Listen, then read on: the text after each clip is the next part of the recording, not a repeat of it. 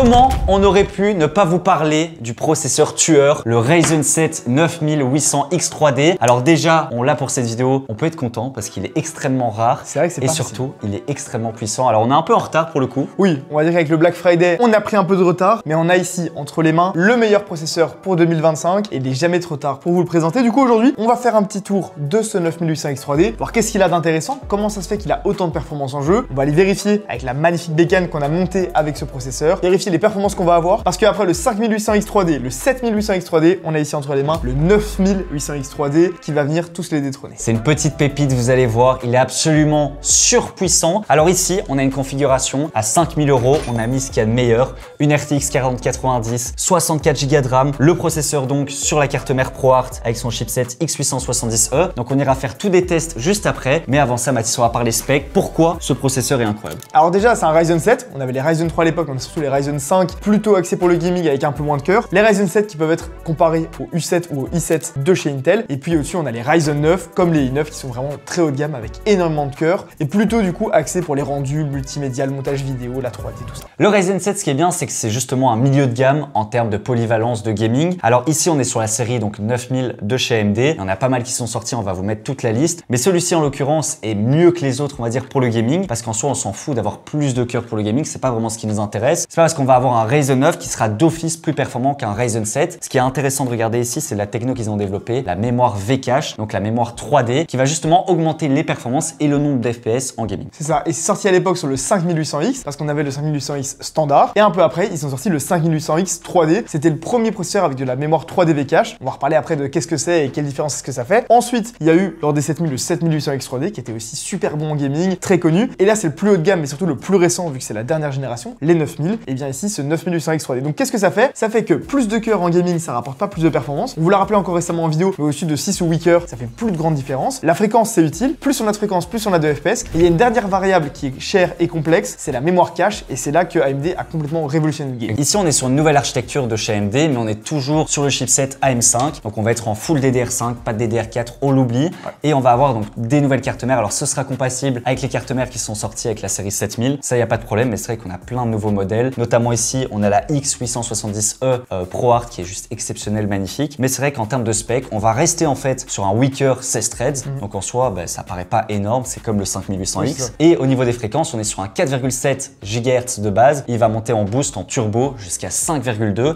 C'est vrai que le 5800X3D avait un peu du mal à monter en fréquence, tandis qu'ici, on va avoir la mémoire cache 3D et des fréquences assez hautes. C'est juste exceptionnel. C'est ça. Et au niveau de la mémoire cache 3D, le plus simple, c'est de le comparer avec le modèle juste en dessous, donc bien de la 9e génération, le 9700X, qui est aussi un Ryzen 7, aussi de toute dernière génération, mais qui n'a pas la même technologie pour la mémoire cache. Sur le 9700X, on n'a que 32 mégas de mémoire cache L3, parce qu'il y a de nouveau plusieurs couches de mémoire cache. On réexplique après à quoi ça sert exactement. Alors que ici, sur ce 9800X3D, ils ont modifié physiquement comment est-ce qu'ils avaient mis le cache et on passe à 96 mégas. Exactement, ils ont même inversé le complexe de cœur. Donc si vous voulez, on a une couche avec tous les cœurs et on avait la mémoire cache à l'époque qui était au-dessus de ces cœurs-là. Et là, ils ont inversé carrément pour les mettre en dessous et donc on bénéficie encore de performance. Alors il y a des gens qui disent qu'en moyenne, on est plus ou moins à 8% de performance supplémentaire sur le 9800X3D par rapport au 7800X3D.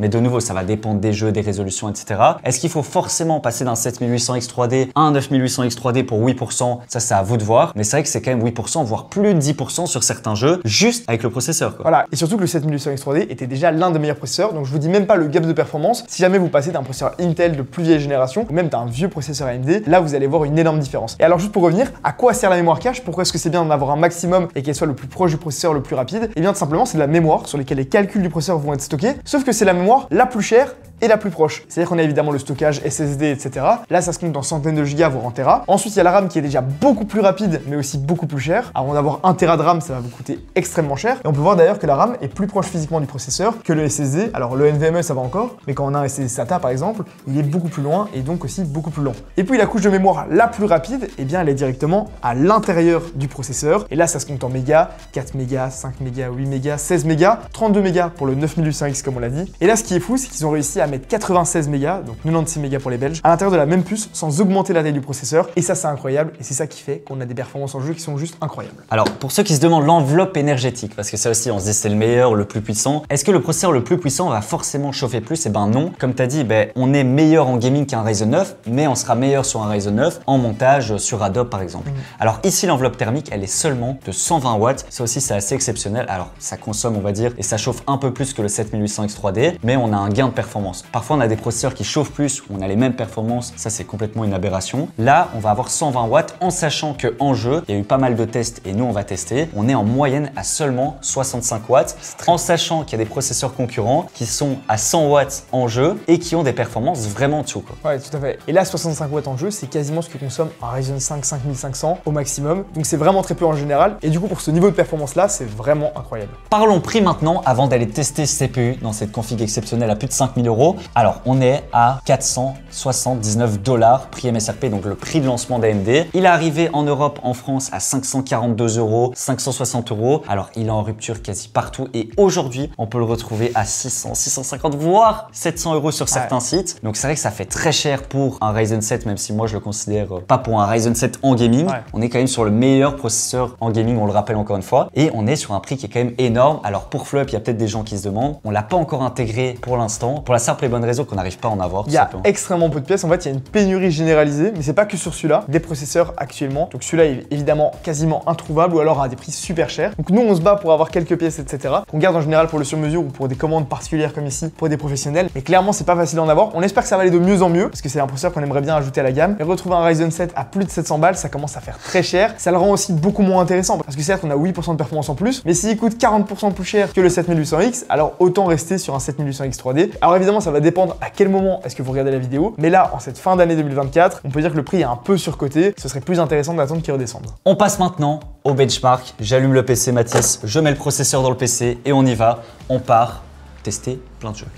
On est parti pour les tests de ce 9800X 3D. Il est en pleine charge. Le PC fait un certain bruit et tant mieux parce que ça ventile super bien. Il est à 100%, on a la meilleure config possible. Et on va commencer avec un OCCT. Alors l'OCCT va nous permettre de regarder les fréquences, les températures, voir si notre processeur tient le coup. Alors là, ça fait 14 minutes qu'on a lancé. Et alors, je tiens à vous le dire, les 47 degrés, c'est le capteur qui est sur la carte mère. J'ai cru que le processeur était à 47 degrés. Ça me paraissait un peu bas. En réalité, le processeur en average est à 84 degrés actuellement. Donc à 100% de son potentiel et surtout à 100% de son TDP. Et ça, moi j'adore, ça veut dire que le processeur n'est pas du tout bridé. On voit qu'il est à 150 watts et 146 watts en moyenne et qu'en termes de fréquence, eh ben, ça monte super haut. On a une moyenne de fréquence qui est à 5,2 GHz, ce qui est juste énorme. Donc là, notre processeur fonctionne super bien. Il n'est pas du tout arrêté par quoi que ce soit. Le processeur va à fond de balle et ça fait plaisir. Et on voit qu'en maximum, on est à 86 degrés. Donc on n'a rien à signaler pour l'instant. Le processeur fonctionne super bien et ne chauffe pas trop. Et ça, c'est important. 30 655 de score sur 3D Mark, c'est juste énorme pour cette config, mais on est d'accord pour dire que c'est bien la carte graphique qui prend le dessus. Et on voit que notre Ryzen 7, étonnamment, n'est qu'à 15 133 en CPU score, ce qui est vraiment pas beaucoup. Si on le compare à un 14900K, on voit que le 14900K est à 21 676. Ou si on compare au Ultra 9 285K, on voit qu'il est à 20 089 de score. Donc il y a quand même 5000 points de différence. Donc là, on va se dire que notre Ryzen 7 est moins performant. Mais on l'a bien dit, c'est un processeur qui va être plus performant en gaming grâce à sa mémoire 3D, mais pas forcément en score. Vous allez voir même sur Cinebench, etc. Le score est souvent en dessous des i9 et des Ryzen 9. Mais ce qui est intéressant de regarder, c'est par rapport aux autres processeurs de chez AMD qui ont cette partie 3D, cette mémoire cache. On voit que le 7800X 3D est à 12 899 de score, donc on a quand même 3000 points de différence, et que notre 5800X 3D est à 11 400, 11 429. Donc on voit que notre Ryzen 7 ici est quand même plus performant que le 7800 et que le 5800, et ça j'ai envie de dire heureusement. On a fait tous nos tests en 1440p et là on est sur CS2. Comme on peut voir, on est à 509 FPS de moyenne, c'est juste pulvérisant, c'est énorme. 509, je sais pas si on se rend compte, sur un jeu qui est quand même beaucoup plus gourmand que son prédécesseur. Alors j'ose même pas imaginer sur CSGO à l'époque combien est-ce qu'on aurait d'FPS, mais là on a explosé les scores. Le processeur a ses limites, ou plutôt on a poussé le test peut-être un peu trop loin. On est sur Cyberpunk, là j'ai activé le Ray Tracing, il n'y a pas le DLSS, on est en 1440p, en élevé, en qualité presque ultra, et là on est à 99 FPS de moyenne avec cette configuration et on voit que notre 1% low est à 90. Et ce qui est intéressant de voir maintenant, c'est de comparer à tous les autres processeurs parce qu'on dit à chaque fois que c'est le processeur le plus puissant en gaming, mais c'est peut-être sur un jeu aussi gourmand qu'on pourrait voir si c'est vrai ou pas. En tout cas, si on compare au 14900K, on a 94 FPS de moyenne. On a quand même 5 FPS en moins, ce qui est assez incroyable. Si on compare au 7800X3D, on va avoir plus ou moins 8 FPS en moins. Donc 8% de performance en moins si on avait un 7800X3D. On a tout simplement 91 FPS. Ça fait presque 8-9% de différence de performance simplement en changeant le processeur. C'est assez incroyable. Et le score le plus choquant, c'est si on compare au 5800X3D, on a 72 FPS en moyenne. Je n'arrive pas à y croire. On a exactement 27 FPS de différence simplement en changeant le processeur. Alors de nouveau, on n'est pas au même prix. Le 5800X3D est déjà sorti il y a un petit temps, mais c'est juste énorme quoi. Je sais pas si on se rend compte, c'est juste énorme. Sur F1 2023 maintenant, on va être à 419 FPS de moyenne en 1440p élevé. De nouveau, c'est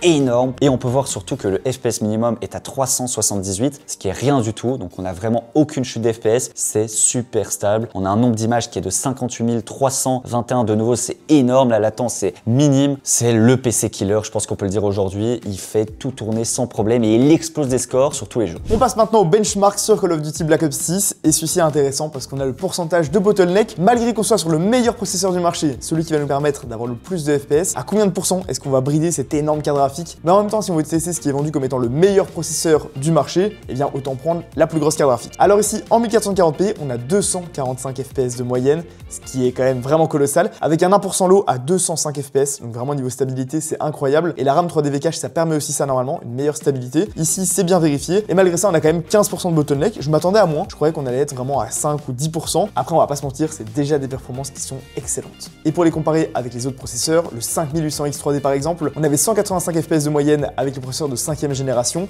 Ici, on est à 245, ça fait une augmentation de 32%, ce qui est colossal. Par contre, il est vraiment au coude à coude avec le i9 14900K qui est à 244 FPS. Un seul FPS de différence, autant vous dire que ça n'en fait aucune. Passons maintenant au Cinebench 2024. Là, c'est un benchmark qui est sur l'applicatif, sur des rendus. C'est super intéressant aussi parce que ça n'a rien à voir avec le gaming et sur ce processeur-ci particulièrement, il y a des choses à découvrir. Alors déjà, pour commencer, on est déçu. Les scores sont vraiment décevants. En single core, on était aux alentours de 130 points. On a lancé des tests, on n'avait que 128 points. On a probablement eu de la malchance sur la puce précisément parce qu'un même processeur à la référence exacte peut avoir des performances bien meilleures ou pas selon la qualité du silicium, etc. Et ça peut faire des petits changements de quelques pourcents, mais généralement c'est négligeable et c'est pas ça qui nous a déçus. Ce qui nous a déçus tout simplement, c'est que ce processeur on le paye assez cher, mais malheureusement le 3D cache ça ne sert absolument à rien lorsque vous faites du multitâche et des rendus. Ça fait vraiment la différence en gaming, mais si on le compare par exemple ici dans les rendus à un 9700X, eh bien on a exactement le même score en single core. C'est-à-dire que pour un même processeur qui coûte moins cher parce qu'il a justement pas le 3D cache, un Ryzen 7 basique, eh bien on a exactement le même score, voire parfois mieux pour beaucoup moins cher, donc clairement ne l'achetez pas pour ça. Belle surprise par contre du côté d'Intel où on a énormément craché sur les processeurs U9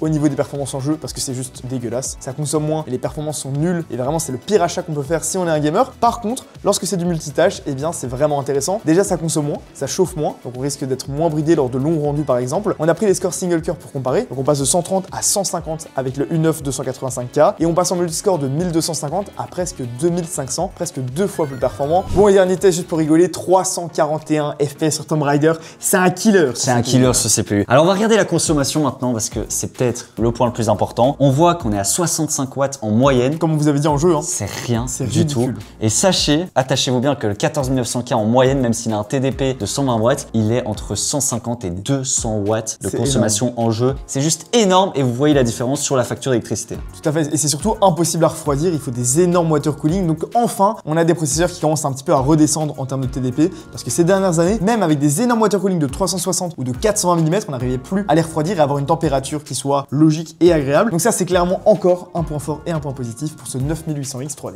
Par contre, si on doit conclure cette vidéo, moi, il y a un truc qui me dérange quand même, c'est au niveau du prix. Je trouve qu'actuellement, il est surpricé, overpricé, parce que certes, c'est le meilleur processeur actuellement en gaming, mais comme on a dit, en multitâche, il traîne de la patte. Et moi, je suis quand même pour la polyvalence. On met plus de 600 € dans un processeur. J'aimerais bien à la fois faire du montage, du rendu 3D et aussi du gaming. Là, certes, c'est le meilleur, mais on se contente que au gaming.